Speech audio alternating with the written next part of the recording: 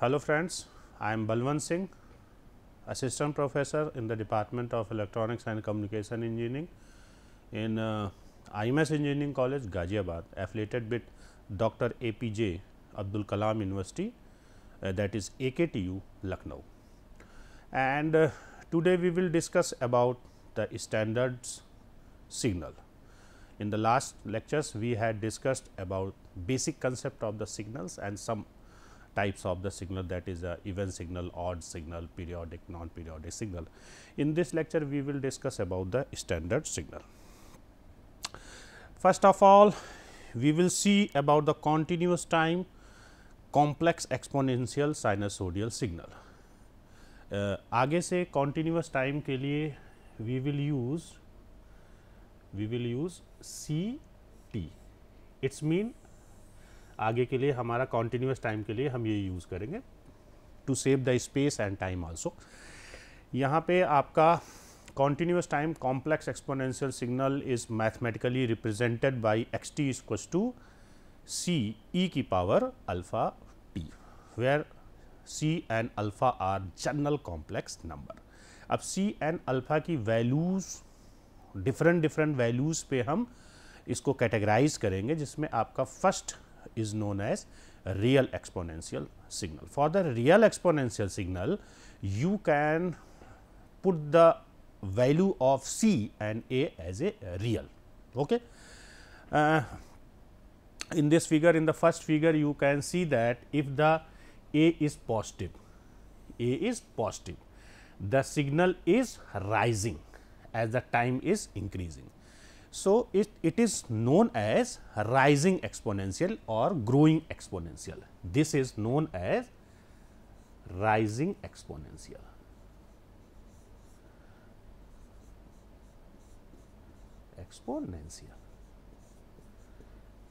This is form of e की power a t और alpha t, हमने जो भी इसको माना है e की पावर a t, यहाँ पे हमने e की पावर a माना है तो e की पावर 80. Okay.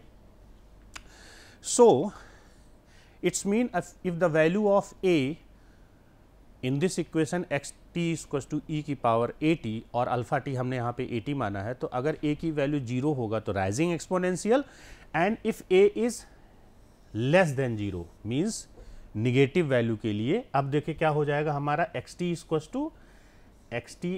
टू e की पावर माइनस 80. ये हम सबको पता है, यहाँ पे हमने c नहीं लिखा, c कांस्टेंट है, तो वहाँ पे कुछ भी वैल्यू आप रखोगे 1 2 3, एंड सिंप्लिसिटी के पर्पज से we will put the value of c generally 1 रख देते हैं, जिससे थोड़ा सा मैथमेटिकली कैलकुलेट करने में समझने में हमको आसान हो. तो क्या हो गया ये decaying exponential as the time is increasing, you can see that the magnitude of the signal is decreasing. यानी इस केस में if t tends to infinite, then आपका जो मैग्नीट्यूड है, suppose let's magnitude is m, tends to 0 की तरफ approach कर रहा है, तो such type of signal is known as decaying exponential. This is known as decaying exponential. Okay, very simple. और ये जनरली मैथमेटिक्स में, साइंस में आपने अननोन सिग्नल्स नहीं है, तो ये बहुत यूज़फुल सिग्नल है आप फ्यूचर आगे के पॉइंट ऑफ व्यू से. नेक्स्ट यहाँ पे इसी को आगे बढ़ाते हैं. Next one is the periodic complex exponential sinusoidal signal. Here if a is purely imaginary, and particularly इस पॉइंट ऑफ व्यू से यहाँ पे हमने क्या करा है, आपका एक्स टी इक्वल्स टू क्या था लास्ट में, x t equals to c e की पावर 80. मैंने कहा था सिंप्लिसिटी के लिए हमने इसकी वैल्यू 1 रख दिया है, और यहाँ a क्या करा है, अगर if a is purely imaginary तो a equals to j omega naught रख दिया, तो आपका x t will become e की power j omega naught t. Okay, then आपका ये सिग्नल हम मानते हैं.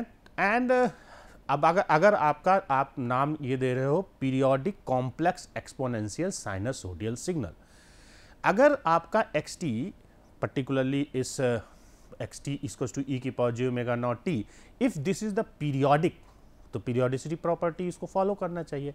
इन the last lecture we have seen that if signal is periodic then it follow x t plus capital T, where T is the periodicity.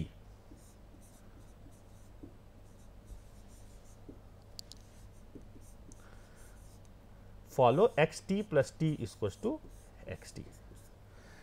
हमारा ये होना चाहिए x t plus capital T equals to x t, ऐसा हमारा होना चाहिए. चलो implement करते हैं हम यहाँ पे x T, this is the x T and this is the x t plus capital T. यहाँ पे देखो टी की जगह हमने क्या कर दिया एक्स टी प्लस, और अकॉर्डिंग टू द प्रॉपर्टी ई की पावर एक्स डॉट वाई, हमको पता है ये होता है ई की पावर एक्स इंटू ई की पावर वाई. तो हमारा क्या हो जाएगा, अगर हम इसको एक्सप्लोर करते तो ये हो जाएगा ई की power j omega not small t into e की power j omega not capital T. ठीक है, जो आपका साइड में रिप्रेजेंट किया गया. अब x t equal to x t plus t कब होगा, जब आपका ये टर्म कब क्या हो जाए, 1 हो जाए. ये टर्म आपका क्या हो जाए, 1 हो जाए.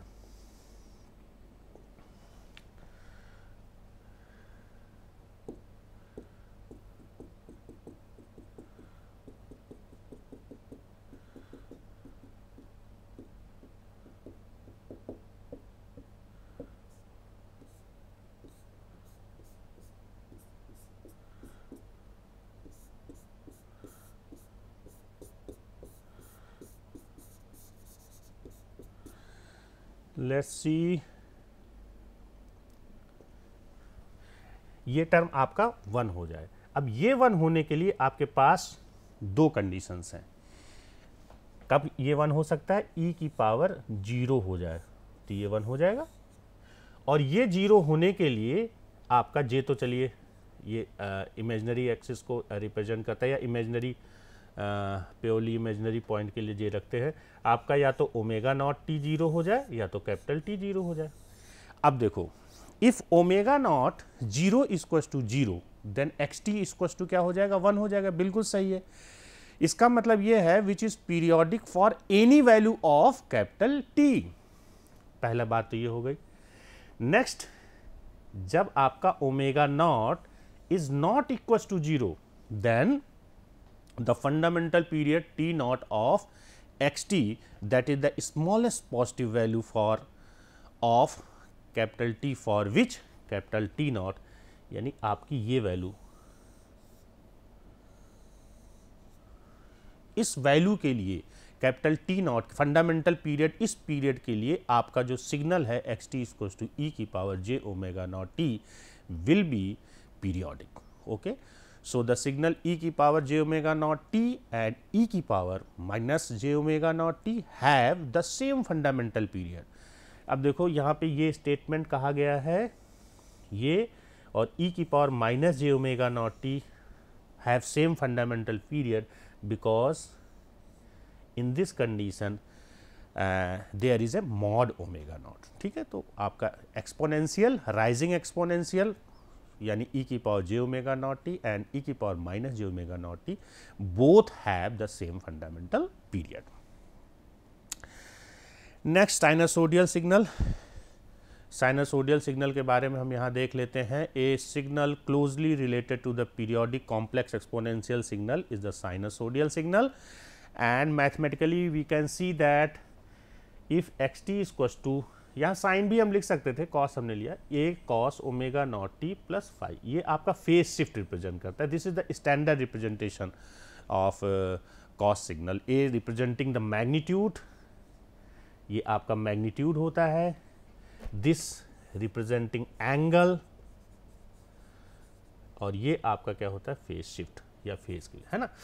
तो अब इसको देखो, हम अगर एक्सपोनेंशियल फॉर्म में इसको लिखें तो हम यहाँ पे ये वाला जो सिग्नल हो जाएगा, इसको हम लिख सकते हैं ए ई की पावर, अभी हम अपने एनालिसिस पॉइंट ऑफ व्यू से हमने इसको जीरो कंसीडर किया है ना, हम आगे कर सकते हैं, हालांकि देखो फेज यहाँ पे हम दिखा सकते हैं, लेकिन सिंप्लिसिटी के लिए इसको आप जीरो भी कंसीडर कर सकते हो आगे के लिए, ठीक। बहरहाल यहाँ पे हमने दोनों लिया है, ये ई की power j phi into e की power j omega not t, आपको पता है ई की power j theta plus e की power minus j theta divided by 2 is known as cos theta, ठीक है। तो ये कंसेप्ट हमने लगा लिया है।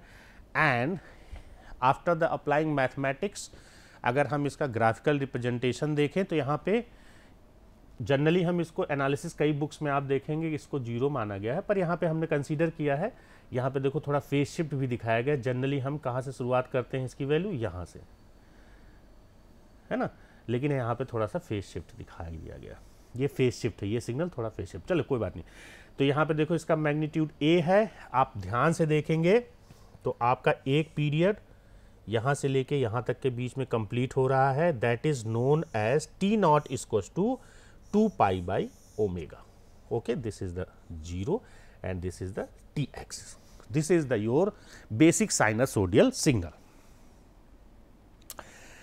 And sinusoidal and complex exponential signal are also used to describe the characteristic of many physical process, in particular physical system in which energy is conserved, okay?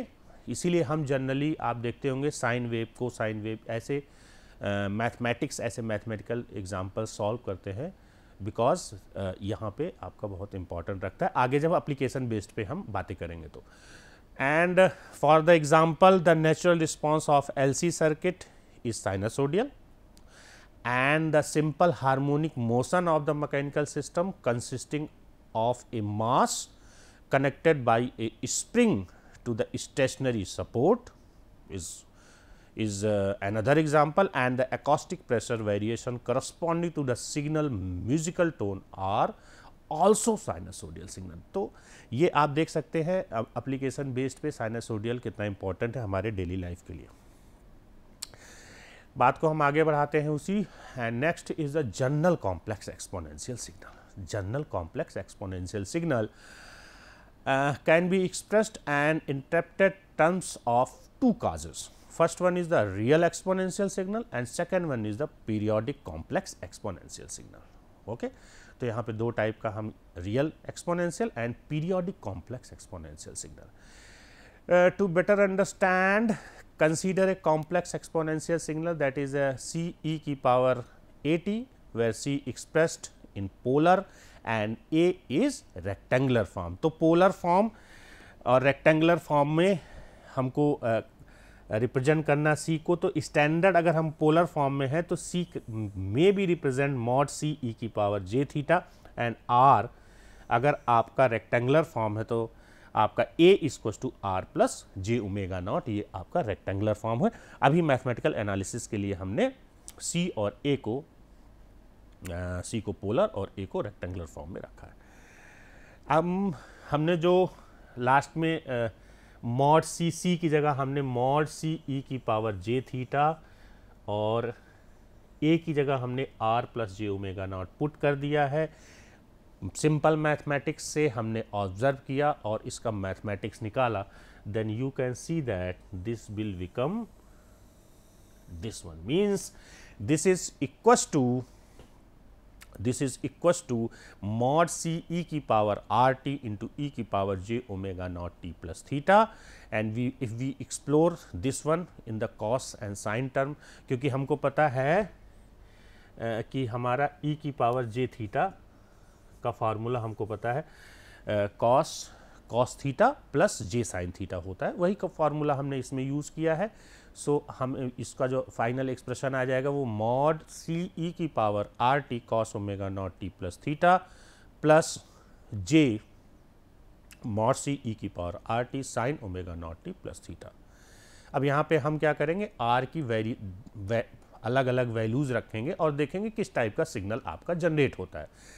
And for first case, if अगर हम इसी expression में are equals to zero रख दें, are equals to अगर हम zero रखते हैं, then real and imaginary part of the complex exponential are sinusoidal, कैसे?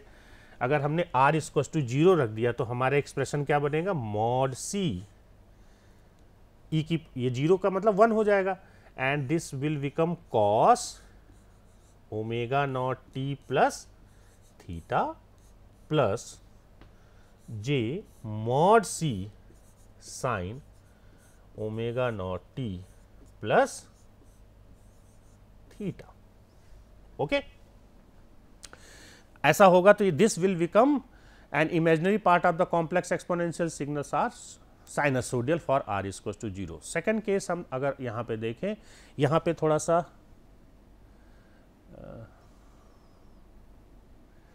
सेकेंड केस हम देखते हैं, if r is greater than 0 the correspond to the sinusoidal multiplied by the growing exponential signal.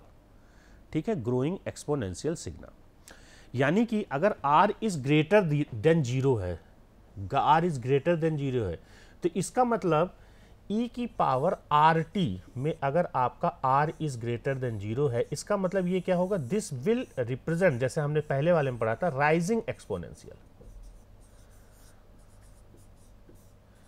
Rising exponential, rising exponential हमने देखा था, and ये आपका cos और साइन टर्म है, तो यहाँ पे एक्सपोनेंशियल सिग्नल भी जनरेट होगा। ठीक है, तो यहाँ पे आप देखो, for r is greater than 0 आपका राइजिंग एक्सपोनेंशियल दिखा रहा है कि जैसे इन लास्ट एक second, let me show you this figure is for first case, means for this one, जब हमने r की वैल्यू 0 रखी थी, है ना, जब हमने r इक्वल टू उस वाले इक्वेशन में 0 रखा था, तो आपका इस तरह का सिग्नल, साइनसोडियल सिग्नल जनरेट होगा, क्योंकि उसमें एक्सपोनेंशियल वाला टर्म गायब हो गया है ना, एक टाइम पे हमने फिगर बना दिया था।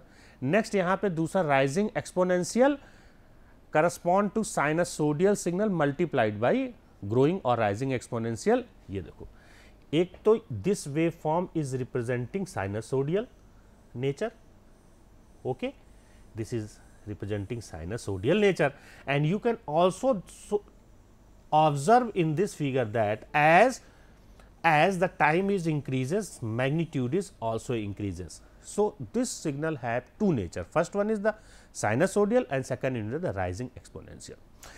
In the next, अगर हम यहाँ पे r is less than 0, r is less than 0 करने का मतलब, ये जो e की पावर rt है आपका, e की पावर rt लेस देन 0 का मतलब क्या हो जाएगा, ये r इज लेस देन 0 के लिए दिस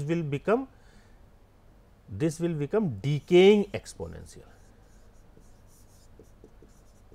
ठीक है, तो ये जो आपका टर्म है, ये डीकेइंग एक्सपोनेंशियल के नेचर को रिप्रेजेंट करेगा, ये साइनसोडियल के नेचर को रिप्रेजेंट करेगा। यानी अब जो आपका नया वेव फॉर्म जो बनेगा, उसके पास दो प्रॉपर्टी होगी, पहला डीकेइंग प्रॉपर्टी और दूसरा क्या होना चाहिए, उसके पास साइनसोडियल वेव होना चाहिए, जिसको कि हमने क्या करा है, डीकेइंग एक्सपोनेंशियल यहाँ पे आपके नेक्स्ट फिगर में दिखाया है। देखिए, जैसे जैसे एक तो ये आपका जो वेव फॉर्म है साइनसोडियल नेचर को रिप्रेजेंट कर रहा है, you can very easily understand this is the nature of sinusoidal signal, and you can also observe that the magnitude is decaying as the time is increasing, magnitude is decaying as the time is increasing, means decaying exponential nature को भी represent कर रहा है। तो so this is the continuous time, this signal is of course continuous time, and continuous time signal multiplied by decaying exponential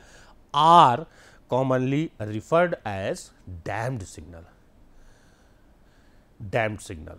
okay, damping कई technically हम इसको क्या करेंगे, फॉलो करेंगे।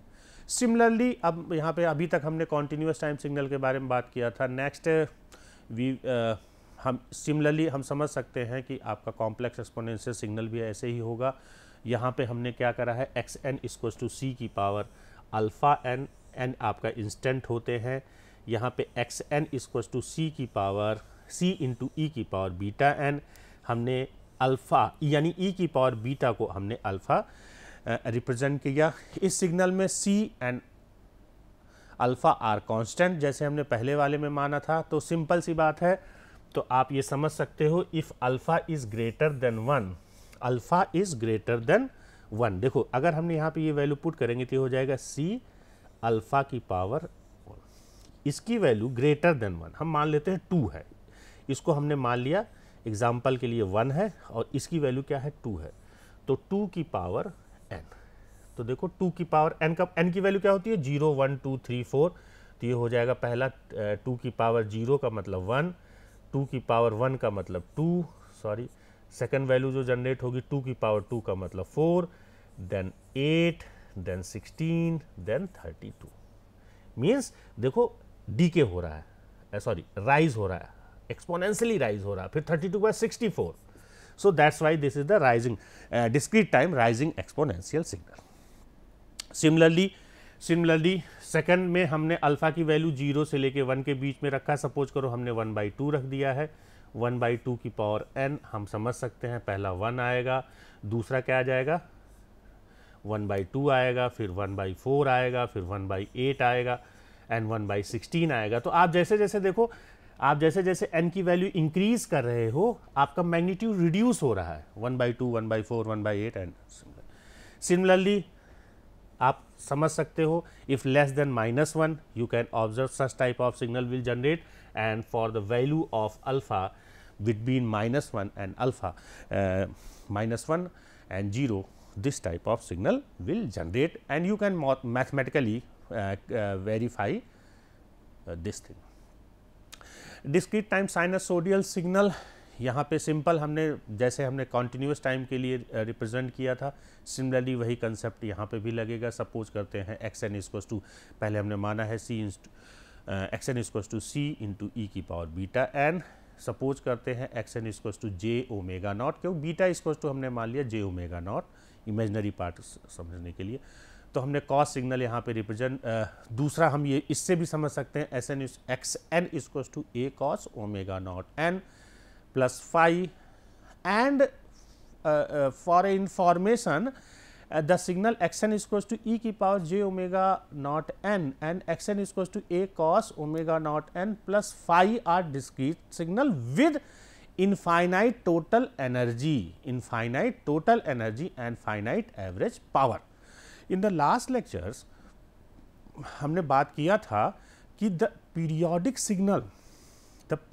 signal generally power signal and non-periodic signal generally energy signal, यानी अगर आपका duration defined है, इफ़ यू ए सिग्नल है उसका starting point and terminating point if you know, तो आपका जनरली वो एनर्जी सिग्नल होता है, and if the signal start at minus infinite to plus and terminate at plus infinite और vice versa, देन वो आपका पावर सिग्नल होता है। ठीक है,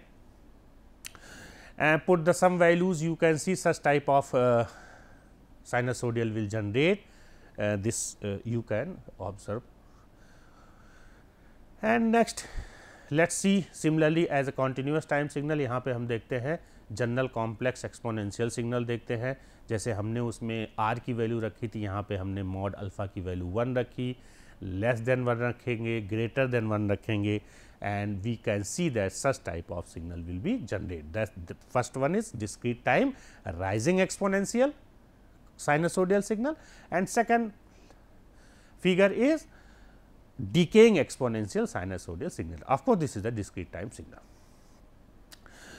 Very important and very useful for us to study or analyze any system is the unit impulse function and unit step sequence. सबको पता है discrete time unit step impulse function un is equals to 0 for n is less than 0 and un is equals to 1 for n is greater than or equals to 0, simple, and delta n is equals to 0 if n is equals to not 0 and 1 when n is equals to 0, यानी सिर्फ ये 0 पे define होता है। तो इससे हम निकाल सकते हैं, अब देखो इसी को हम अगर ड्रॉ करें, ये आपका हो गया डेल्टा n माइनस 1, फिर ये हो गया delta n minus 2 and so on delta n minus 3। अब delta n plus delta n minus 1 plus delta n minus 2 सबको ऐड कर दें तो आपका ये सिग्नल बनेगा। सिंपल सा विजुअलाइजेशन है। तो you can relate impulse function and step function. Similarly इसको देखो, अगर हम इसी सिग्नल को शिफ्ट कर दें स्टेप सिग्नल को 1 यूनिट, ये 0 है 1 है ऐसे सिग्नल बना लें, यानी UN-1, और इस सिग्नल में से इस सिग्नल को सब्ट्रैक्ट कर दें तो क्या बचेगा, सिर्फ ये वाला सिग्नल बचेगा, बाकी सब सब्ट्रैक्ट हो जाएगा. So you can also relate delta n and UN by this expression. And continuous time signal में थोड़ा प्रिसाइजली हमको समझना होगा. UT step function, step function you can ut is defined as 0 when t is less than 0 and 1 when t is greater than 0. of course यहाँ पे हमको समझना होगा unit step function is discontinuous at t equals to 0. यहाँ पे हम ये relation भी समझ सकते हैं, ut equals to integration from minus infinite to delta tau d tau delta t equals to dut upon dt. To understand very well, basically क्या होता है, इम्पल्स फंक्शन जो आपका होता है वो हम डिफाइन करते हैं, बहुत से जगह आपने देखा होगा, delta t equals to 1 when t equals to 0 and 0 when t equals to not 0. ऐसा नहीं है. Delta t at t equals to 0 पे एरिया आपका 1 होता है. उस जगह पे जो सिग्नल होता है उसका एरिया आपका 1 होता है. तो उसको समझने के लिए यहाँ पे हमने क्या लिया है, अब ये एनर्जी एक लेवल से दूसरे लेवल जाने में सपोज करते हैं कुछ टाइम लेता है, जिसको हमने 0 से डेल्टा रिप्रेजेंट किया है. ठीक है, तो इसी सिग्नल को यहाँ जो the unit step function of course changes value instantaneously and so can be thought of an idealization of u delta t for delta so short that its duration doesn't matter for any particular purpose. So you can understand ut is the limit of u delta t as delta is tends to 0.